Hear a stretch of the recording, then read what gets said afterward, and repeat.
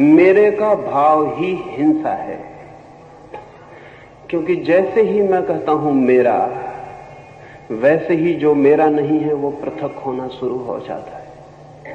जैसे ही किसी को मैं कहता हूं मित्र, वैसे ही किसी को मैं शत्रु निर्मित करना शुरू कर देता हूं। जैसे ही मैं सीमा खींचता हूं अपनों की, वैसे ही मैं पराओं की सीमा भी खींच देता हूं।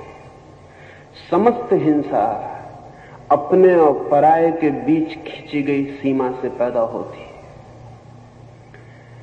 इसलिए अर्जुन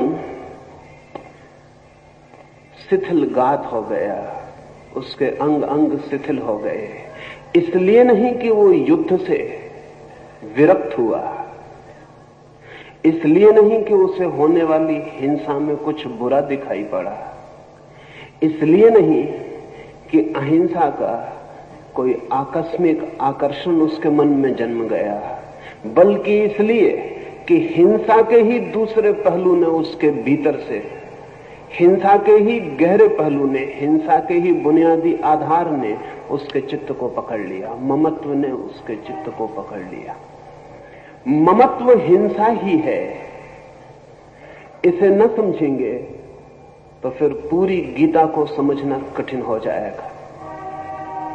जो इसे नहीं समझ सके उन्हें ऐसा प्रतीत होता है कि अर्जुन अहिंसा की तरफ झुकता था, कृष्ण ने उसे हिंसा की तरफ झुकाया। जो अहिंसा की तरफ झुकता हो उसे कृष्ण हिंसा की तरफ झुकाना नहीं चाहेंगे।